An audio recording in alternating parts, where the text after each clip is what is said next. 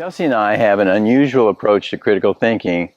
We think it's best, of course, and I'd like to explain to you why we take the approach we do. Think about our reasoning and see if it makes sense to you.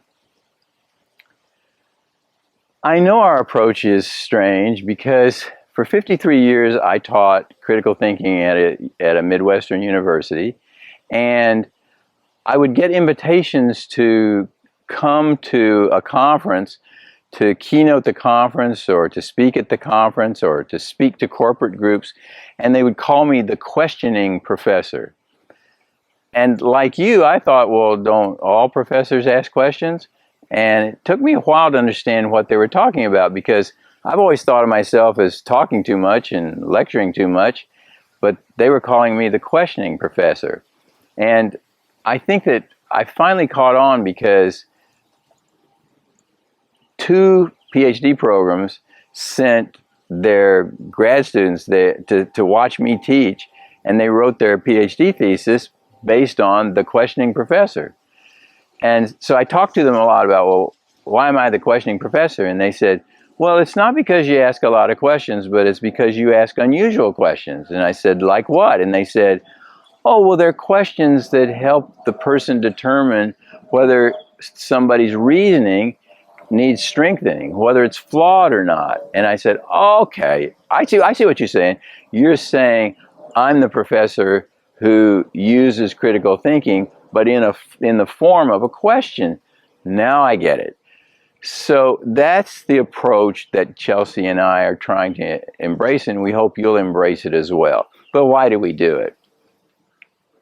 There's so many things about the college classroom and about human interactions in general that aren't very realistic. Most university classrooms, according to the data, this is not my opinion, but according to the data, 90% of the time is spent with the professor talking. You have to be darn good as a speaker to justify that.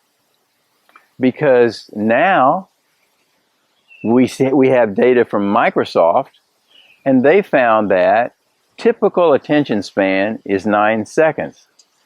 And if you don't do something in that 9 seconds to create an attention jag with vivid stories or with energetic metaphors or something that's hilarious or something physical, if you don't do that within 9 seconds, you've lost a significant proportion of your audience.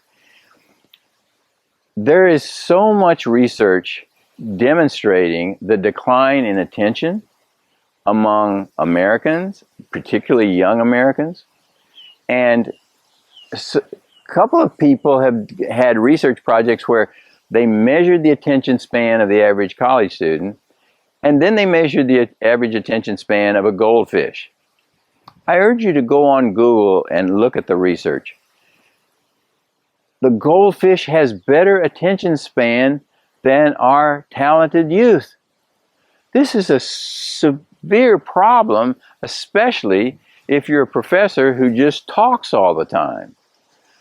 I just hope your talk is really super, because otherwise it's not working. So we ask questions in part because of declining attention span. There are several other reasons why we ask questions. Questions create energy. They create involvement. They create a conversation. Multi-party respect. Mahatma Gandhi says, there's one source of human progress. And now that you know what the topic is about, you can kind of guess what he says. He says, questioning is the source of all human progress.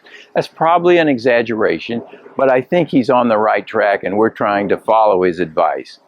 What we've done is develop a critical thinking approach where we are asking questions, because questions are a more effective instrument for a couple of things.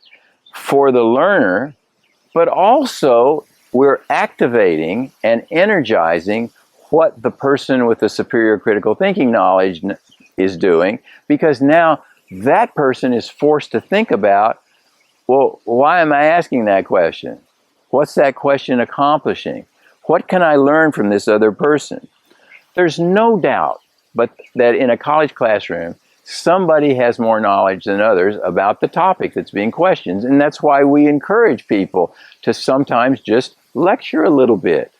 Break it up, but lecture a little bit. Makes sense. It wouldn't make sense for students to just be talking all the time or to, quote, teach themselves. That's a nice dream, but unfortunately, they don't have the knowledge to teaching themselves about physics. We don't have young people who can teach one another organic chemistry. It's just not going to happen. We need people who have superior knowledge to help us, but we need them to realize that they need help too. And that's where the question comes in.